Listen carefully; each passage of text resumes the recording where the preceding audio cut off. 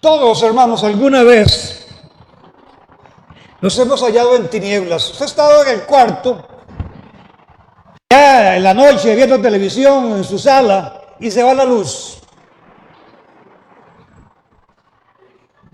La luz total, porque también la de la calle, todo eso, y queda uno en tinieblas. En tinieblas. ¿Han experimentado eso, verdad? En algún momento. Pero también, hermanos, quizás en otro momento nos quedamos, ¿verdad? O experimentamos una situación dramática en la vida, donde no vemos salida, donde no tenemos claridad acerca de cómo salir de esa situación.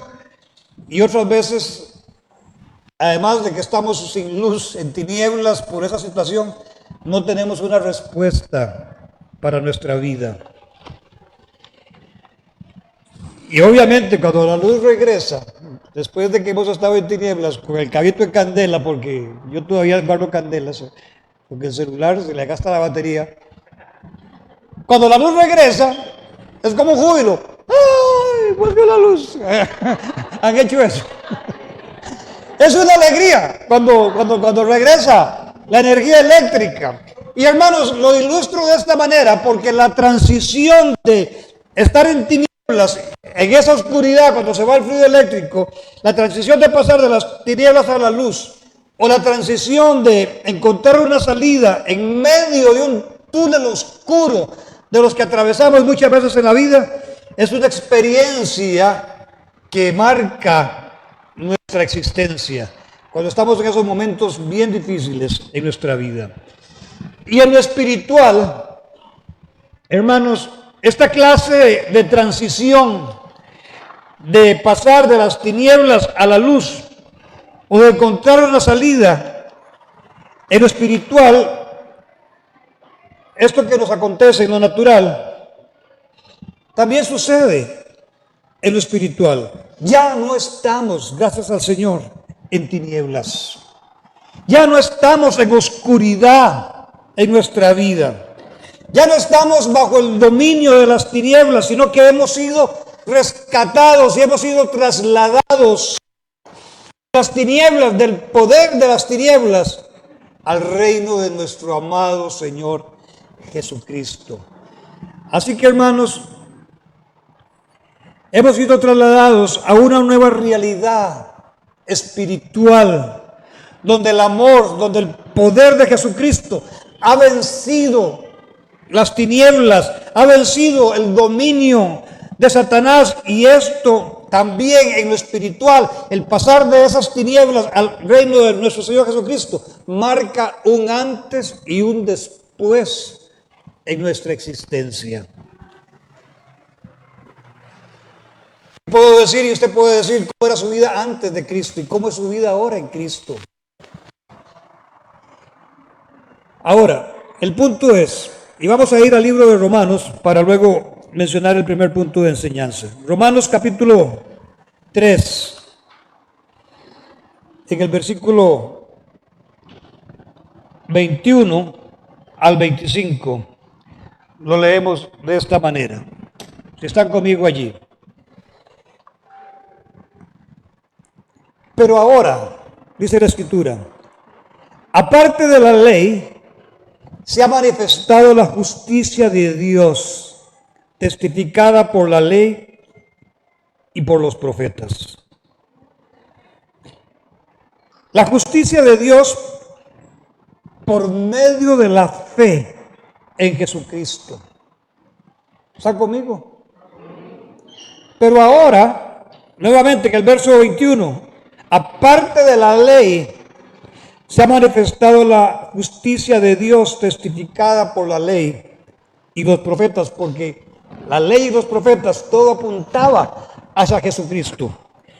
La justicia de Dios por medio de la fe en Jesucristo para todos los que creen en Él, porque no hay diferencia, por cuanto todos pecaron y están destituidos de la gloria de Dios, siendo justificados gratuitamente por su gracia mediante la redención que es en Cristo Jesús, a quien Dios puso como propiciación por medio de la fe en su sangre para manifestar su justicia a causa de haber pasado por alto en su paciencia los pecados pasados.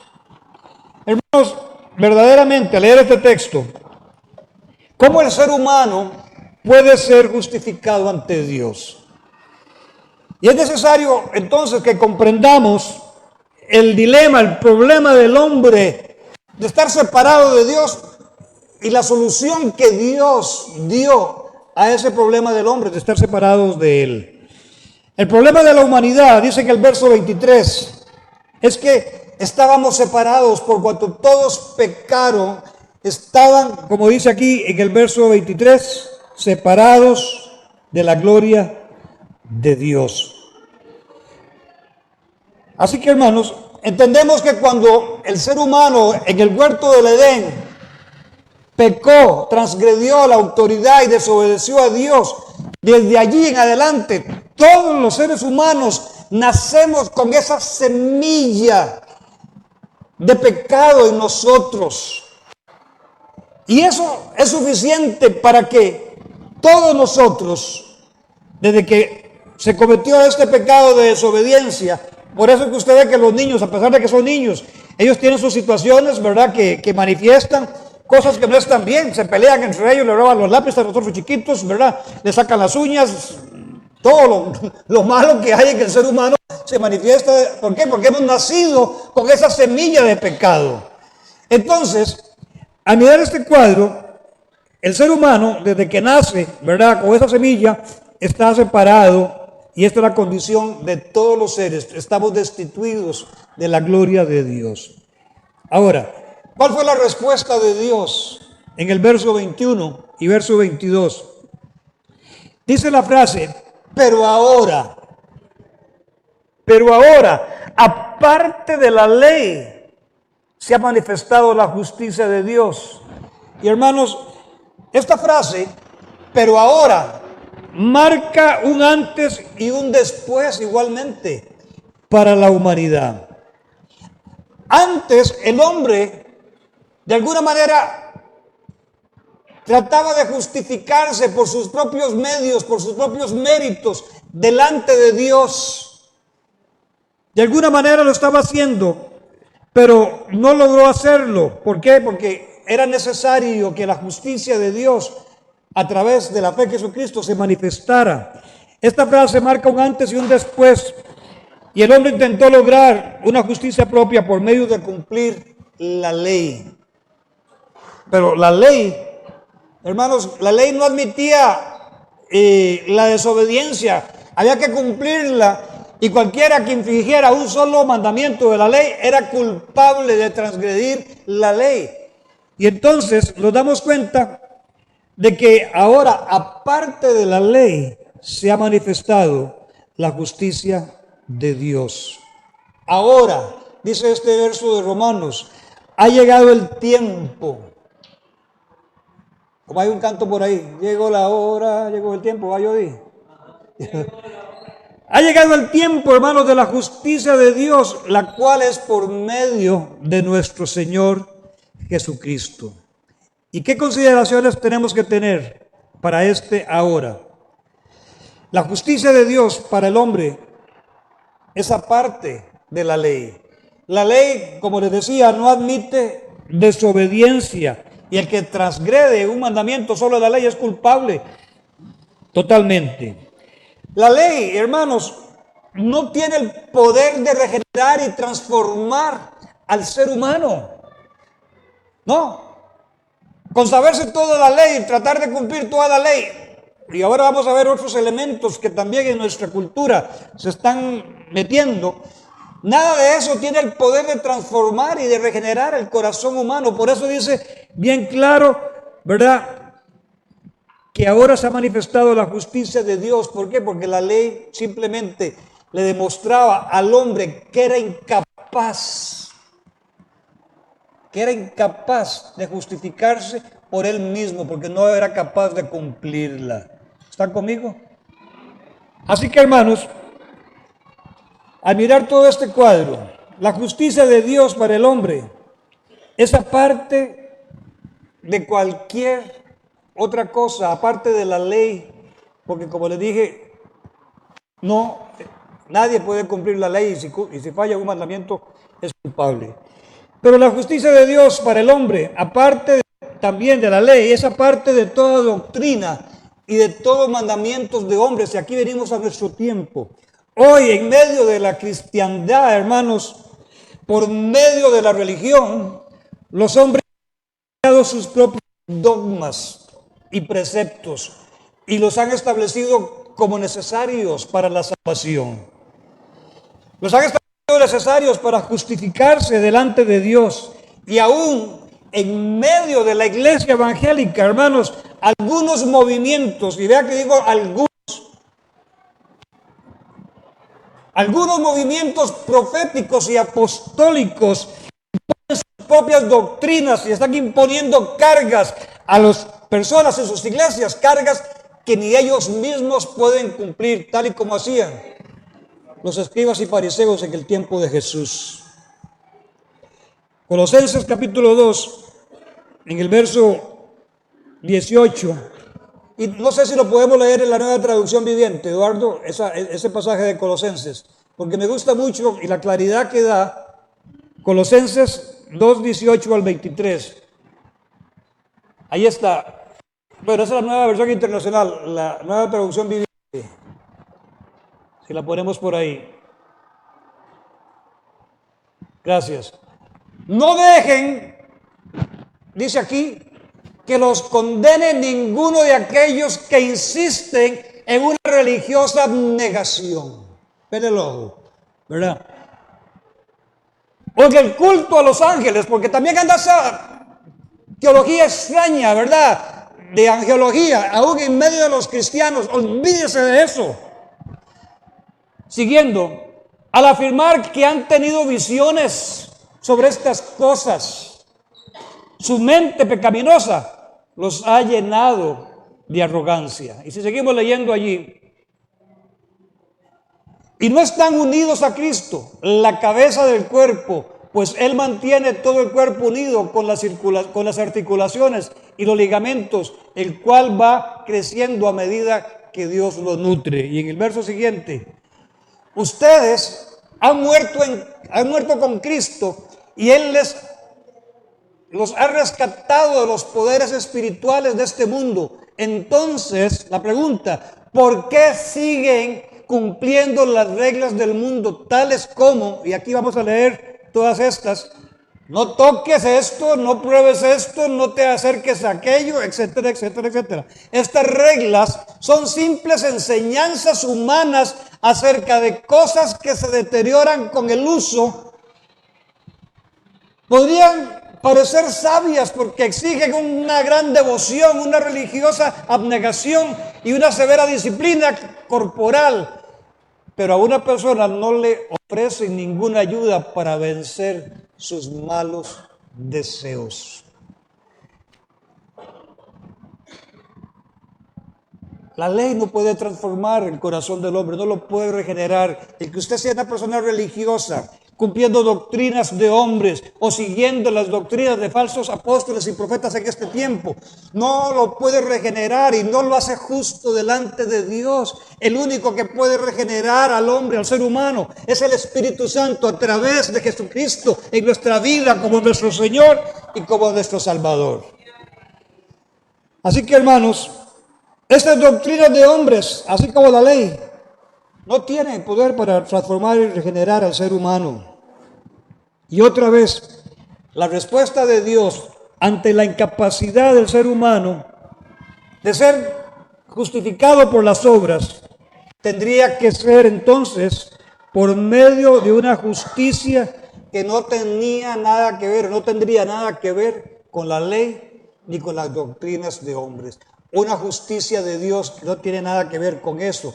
La doctrina de la justificación por la fe en Jesucristo es verdaderamente lo que a nosotros nos hace justos delante de Dios. Así que, hermanos, la justificación, como dice aquí en el verso 23, por cuanto todos pecaron y están destituidos de la gloria de Dios. Y dice en el 24 de Romanos, capítulo 3, siendo justificados gratuitamente por su gracia, mediante la redención que es en Cristo Jesús. La justificación es gratuita, es un regalo de Dios, es por su gracia. No se basa en nuestras obras, no se basa en nuestros méritos. Y la justificación nos permite acercarnos confiadamente delante de Dios. Nos da acceso. Y literalmente, hermanos, esta justificación por la fe en Jesucristo es una declaración legal. Nuestros pecados han sido cancelados, la deuda ha sido cancelada, como dice Colosenses, el acta de decretos que nos era contraria fue anulada y clavada en la cruz. Usted es declarado, perdonado y libre por medio de la fe en nuestro Señor Jesucristo. Lo segundo que Cristo ha hecho por nosotros es darnos redención. En el verso 24, de Romanos lo leemos. Siendo justificados gratuitamente por su gracia, mediante la redención que es en Cristo Jesús. La redención, hermanos, se define como el acto de comprar por precio para liberar o sacar de la esclavitud al cautivo. Conocemos en la historia de la humanidad, y no hace muchos años, aún en los mismos Estados Unidos, en los estados del sur, en este siglo pasado, recién, no han pasado muchos años después de eso, había esclavitud, principalmente con las personas negras. Había persecución, había esclavitud. Y muchos de lo que conocemos de la historia y de la reciente historia de la esclavitud en Estados Unidos, sabemos cómo eran llevados, ¿verdad?, amarrados con cadenas o con mecates y puestos así en una, sí, como en un desfile, ¿verdad?, donde los vendían. Eran de su propiedad, muchos de ellos habían nacido en casa de sus amos y entonces los ponían como en un mercado, como a vender pollos, por decir algo, ¿verdad? Y el que lo compraba y pagaba, se llevaba ese esclavo para que siguiera siendo esclavo del nuevo dueño. Entonces, cuando hablamos, hermanos, en este término de redención, esta es la figura que viene a nuestra mente y la que está en ese momento de la historia, cuando todavía o ahí se practicaba la esclavitud. El Señor llegó, imagínense, y nos vio a nosotros esclavizados al pecado, a la muerte, a muchas cosas. Y era entonces, dice la Escritura, que nos redimió, pagó el precio por su sangre en la cruz del Calvario y nos libertó. Eso es lo que en lo espiritual el Señor ha hecho con cada uno de nosotros. ¿Cómo no adorarle? ¿Cómo no estar agradecidos? Cuando Él ha roto las cadenas y nos ha dejado en libertad.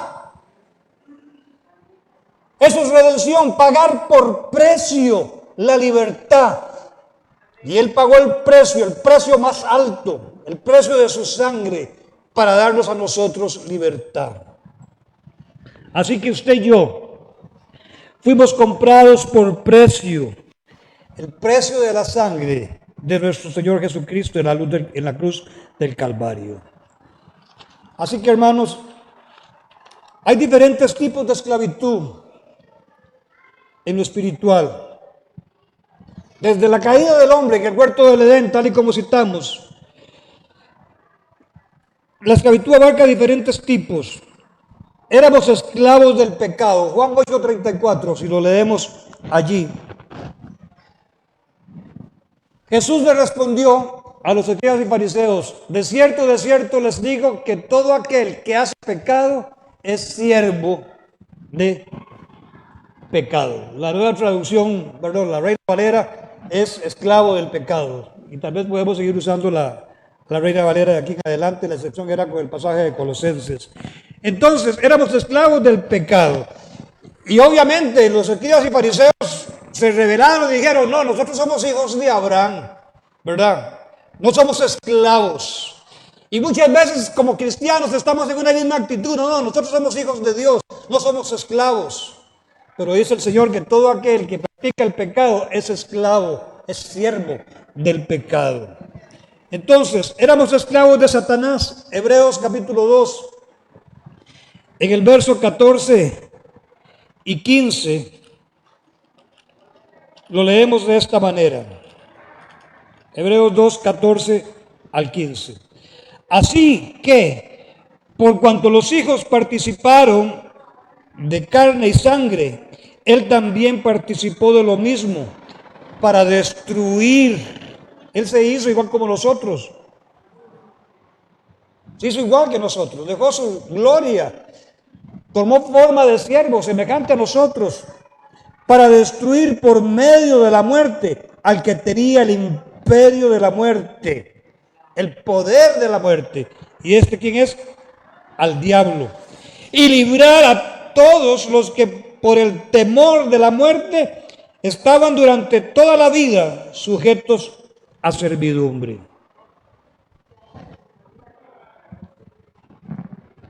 El hombre en su estado natural, y cuidado si no también en medio de la iglesia, hay muchos que le temen a la muerte. Hay muchos que no quieren ni que Jesús venga en la realidad, porque si viene, me encuentra fuera de base, ponchado como si fuera un asunto de béisbol.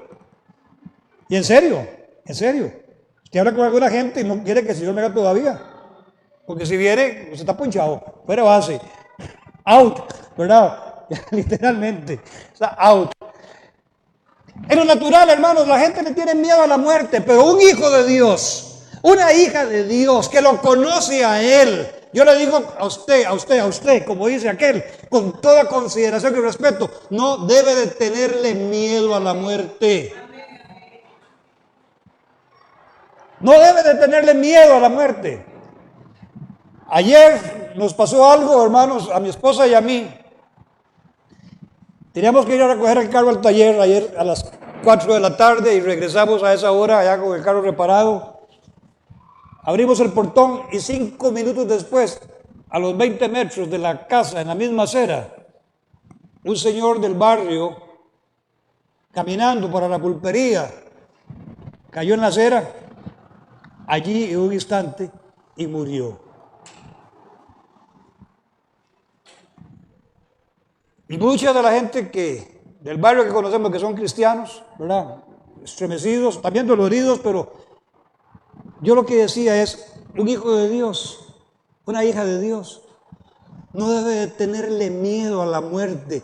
Es la experiencia más linda porque usted se va a encontrar de cara a cara con el Señor. Lo que usted ha estado todavía esforzándose durante todo este tiempo, por lo que Él vino a este mundo para rescatarlo, para redimirlo, es el momento donde usted va a gozar de su presencia.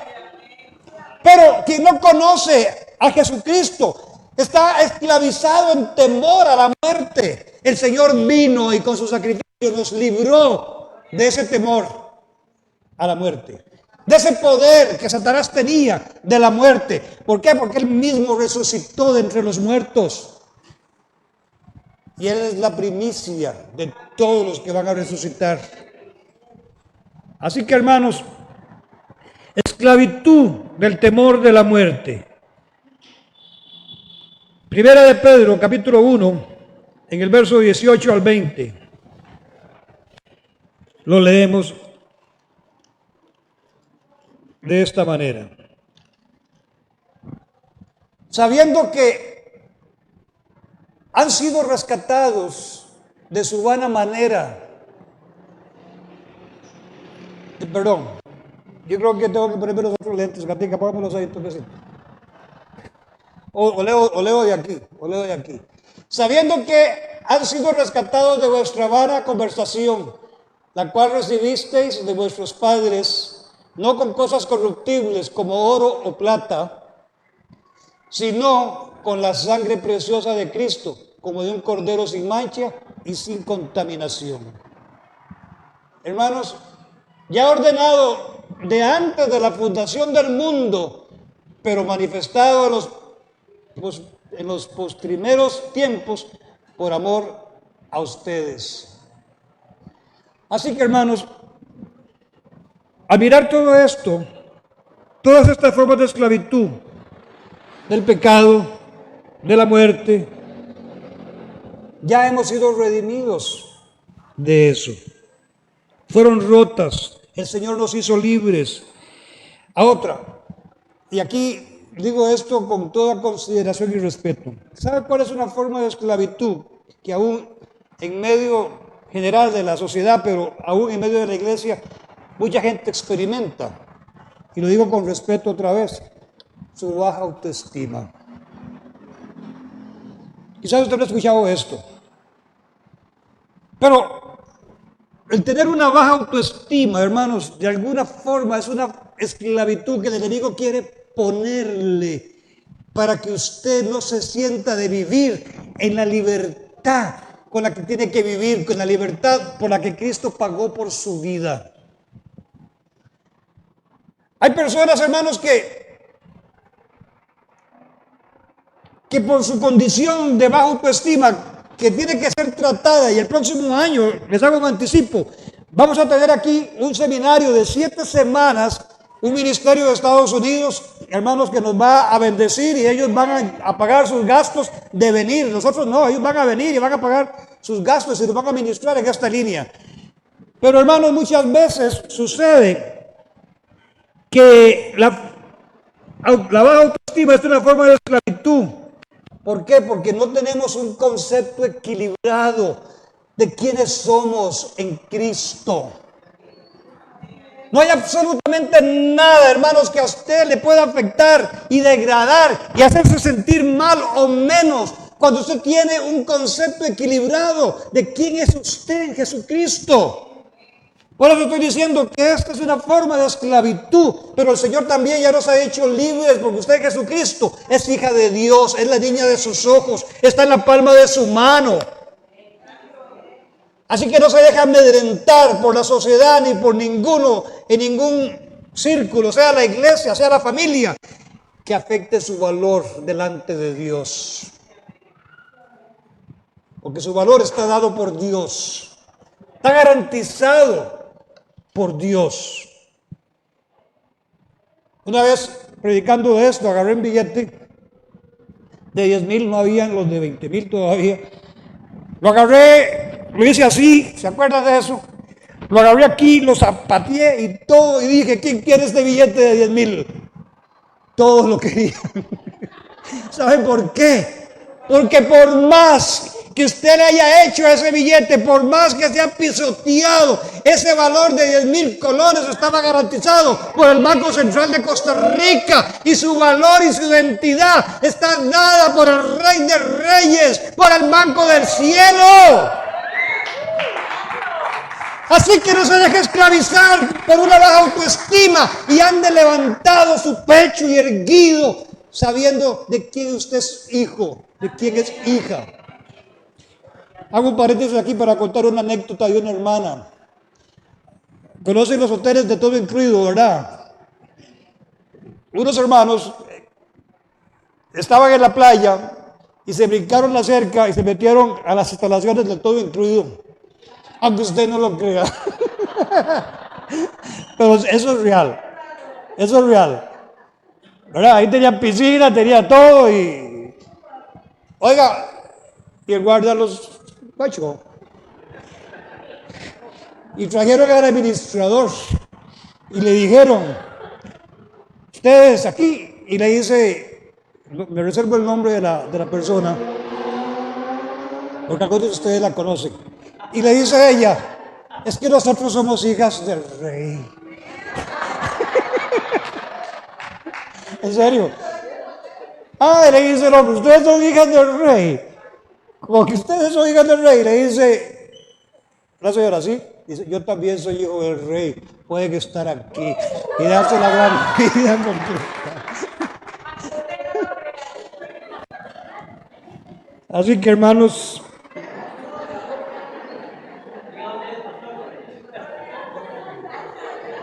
Así que hermanos, otra vez, en la práctica, escuche esto, en la práctica, la redención nos libra, como dije, del poder del pecado y de sus consecuencias, las cuales, esas consecuencias son la muerte y la separación de Dios. Jesús pagó el precio de nuestra redención a través de su sangre en la cruz del Calvario. Lo tercero que Dios ha hecho por nosotros, hermanos, lo que Jesús ha hecho por nosotros, es nuestra propiciación.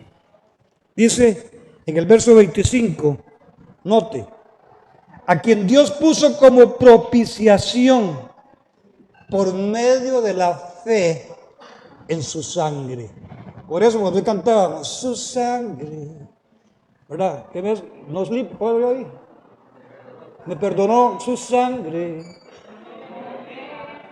me rescató su sangre, me limpió. Hermanos, a quien Dios puso como propiciación por medio de la fe en su sangre.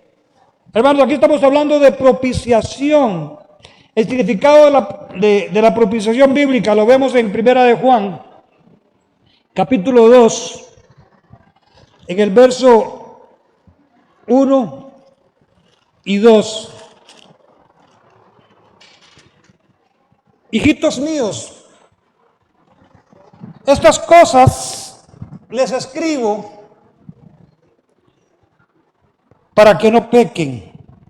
Y si alguno, dice allí, peca,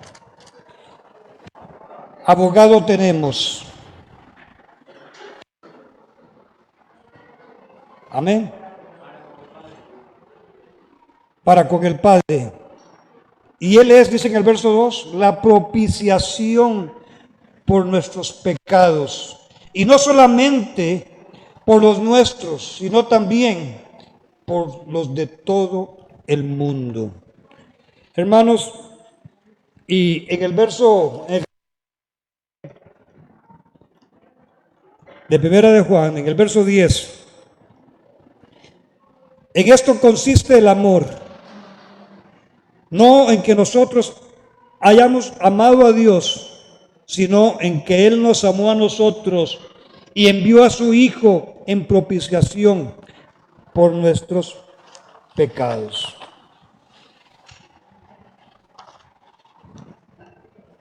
Así que la propiciación, hermanos, satisface las demandas de justicia.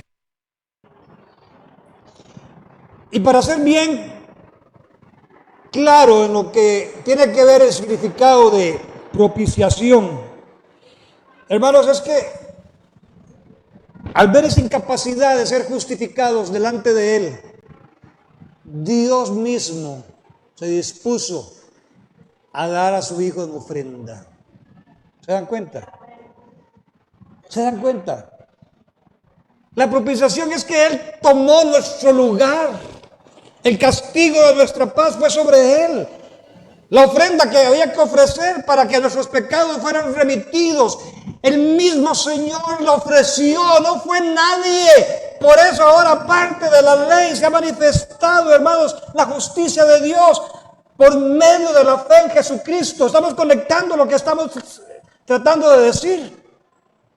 En esa incapacidad de ser justificado por sí mismo, el Señor, entonces, Él mismo proveyó la ofrenda, proveyó a su Hijo Jesucristo. La única ofrenda perfecta y acepta para un Dios justo y santo. Así que, hermanos, esta propiciación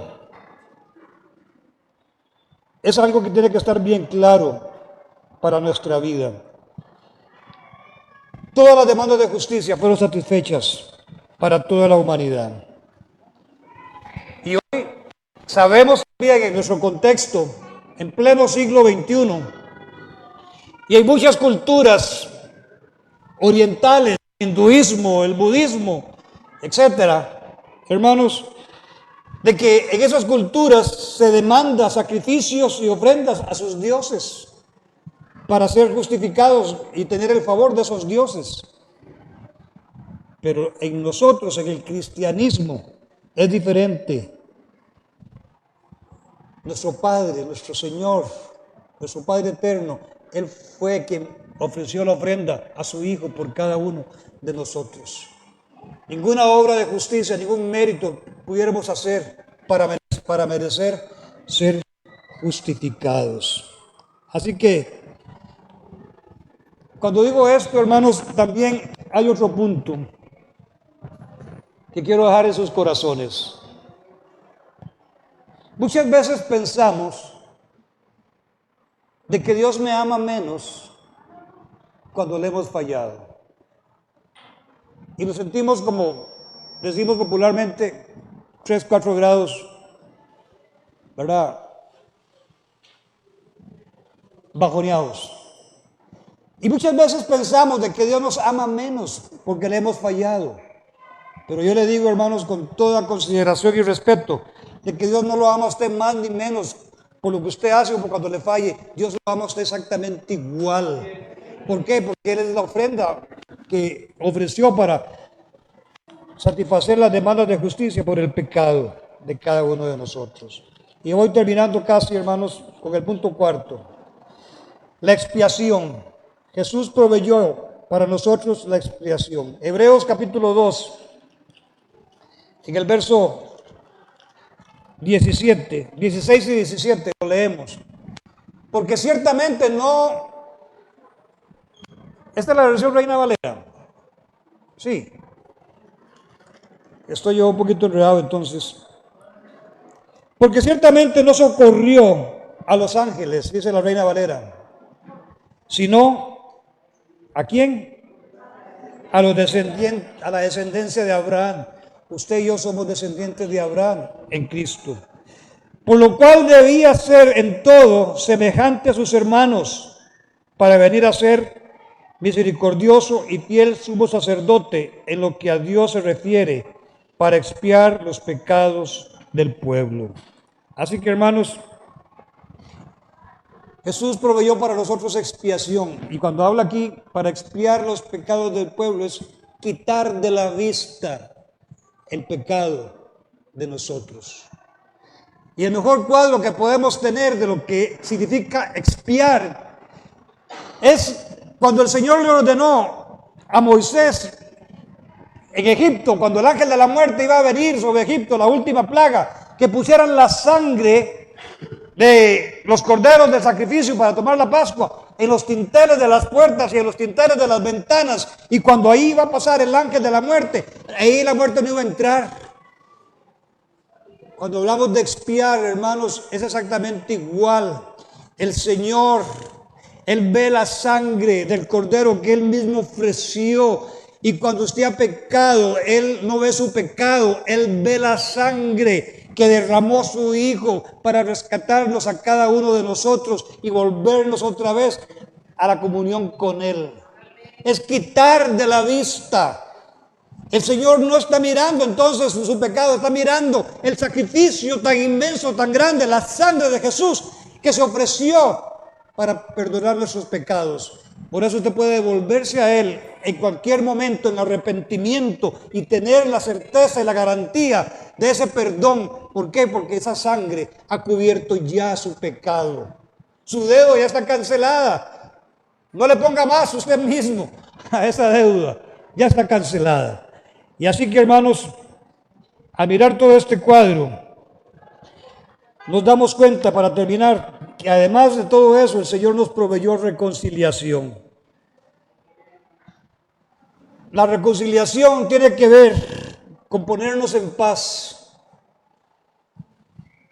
Y me gustaría leer ahí Colosenses capítulo 1, en el verso 21, y Efesios 2 también en el verso 11 y 13. Colosenses dice de esta manera: a ustedes también, que eran en otro tiempo extraños y enemigos de ánimo en malas obras, ahora los ha reconciliado. Esa no es la Reina Valera. ¿Ah? Sí. Entonces, Colosenses 1:21, si lo leemos en esta versión, Si me da un momento nada más. Filipenses, Colosenses 1:21. Y a ustedes también, que eran en otro tiempo extraños y enemigos en su mente, haciendo malas obras, ahora dice que los ha reconciliado en su cuerpo de carne por medio de la muerte para presentar los santos delante de Dios. Y en Efesios capítulo 2, en el verso 11 y 13, lo leemos. Por tanto, acuérdense de que en otro tiempo ustedes, los gentiles, en cuanto a la carne, eran llamados sin circuncisión por la llamada circuncisión hecha con mano en la carne. En aquel tiempo estaban sin Cristo, alejados de la ciudadanía de Israel y ajenos a los pactos de la promesa, sin esperanza, sin Dios en el mundo. Pero ahora en Cristo Jesús, ustedes que en otro tiempo estaban lejos, han sido hechos cercanos por la sangre de Cristo.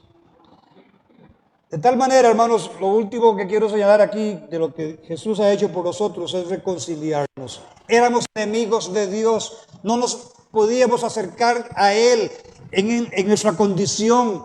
Tenía que haberse dado todo este proceso de propiciación, de expiación, y ahora nos podemos presentar, ya no estamos enemistados, podemos presentarnos y entrar delante de su presencia libremente a través del sacrificio de Jesús. Y 2 de Corintios capítulo 5, en el verso 18 al 20, lo leemos.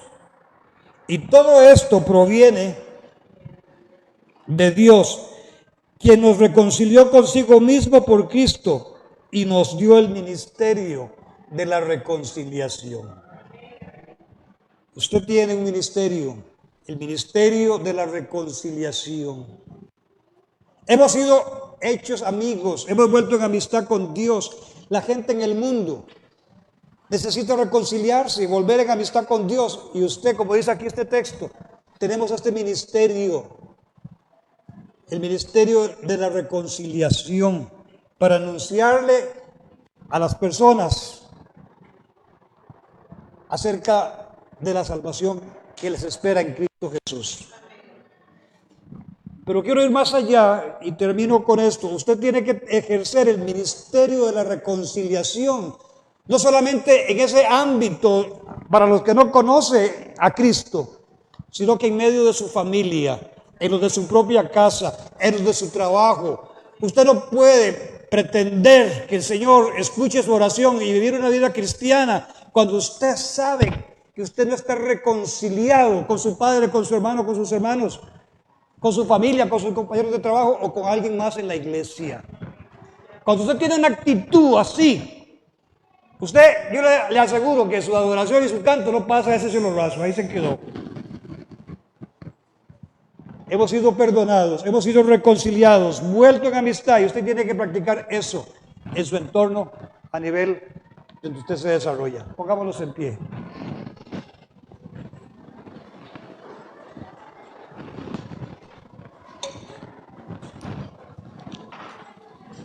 Usted puede entonces, hermanos, meditar acerca de lo que Jesús ha hecho por nosotros en la cruz del Calvario. Y meditar también en esta reconciliación que usted tiene que ponerla en práctica en la iglesia y en su entorno social. Y usted no puede salir de aquí tal y como entró. Hoy por su palabra, por lo que Jesús ha hecho por nosotros, usted tiene que salir de aquí perdonado si le ha fallado al Señor. Salir de aquí en una actitud de gozo y de alabanza y decir: Señor, gracias, porque tu sangre, tu sacrificio, tu expiación, tu propiciación, tu reconciliación, todo eso lo has hecho por mí y me has dado el valor como ser humano y como tu hijo. Así que allí usted puede orar y decirle: Señor, yo te doy gracias por la identidad que yo tengo en Cristo. Gracias, Señor, porque nos has atraído a ti con lazos de amor, porque has provisto, Señor, todo lo necesario para vivir, Señor, en esta nueva dimensión de vida, porque nos has rescatado, Señor, y nos has sobreabundado en todas estas cosas, y las tenemos, y son en Cristo, sí y amén. Dígale gracias, Señor, por el precio que pagaste por mí, llevando mi pecado. Gracias, dígale allí, Señor. Gracias por este sublime amor, amor eterno, porque me has amado. Y si usted está aquí hoy por primera vez, o nos está mirando por primera vez en las redes sociales, en su condición natural, usted está separado de Dios. Y al escuchar este mensaje, necesita saber de que todo esto está dispuesto con una sola condición: poner su fe en la sangre de Jesucristo, poner su fe en la persona de Jesucristo. Y allí, con sus ojos cerrados, donde usted esté, puede orar diciendo: Señor, yo quiero hoy tomar una decisión de venir a ti reconociendo mi necesidad, que no puedo salvarme a mí mismo, mis propios méritos y mis fuerzas. Nada de lo que yo intente hacer para agradarte es suficiente. Por el contrario, invalida el sacrificio de la cruz, pero hoy reconozco que solamente por la fe en Jesucristo yo puedo ser justo. Y hoy yo te pido perdón por mis pecados. Puede orar en esta forma, si está aquí por primera vez o si nos está siguiendo en las redes sociales, y decirle: te pido perdón por mis pecados. Te entrego mi corazón. Permite que tu Espíritu Santo venga a ser morada en mí. En el nombre de Cristo Jesús. Amén y amén. Siempre terminamos nuestro servicio declarando la bendición sacerdotal. La bendición con la que el Señor le ordenó a Moisés y al sacerdote Aarón bendecir a sus hijos, a los que él había redimido otra vez de la esclavitud de Egipto. El Señor nos ha redimido de la esclavitud del pecado, nos ha trasladado de ese poder al reino de su amado Hijo, y esta bendición yo la declaro sobre tu pueblo en este lugar, diciéndoles: el Señor te bendiga y te guarde. El Señor haga resplandecer su rostro sobre ti y tenga de ti misericordia. El Señor alza sobre ti su rostro y ponga en ti paz. Y pondrá mi nombre sobre mis hijos, y yo los bendeciré. Y yo pongo tu nombre, el nombre de Jesús, nuestro Hacedor, nuestro Redentor, sobre la vida de cada hombre y cada mujer en este lugar. Y los bendigo en el nombre del Padre, en el nombre del Hijo, y en el nombre precioso del Espíritu Santo. Amén y amén.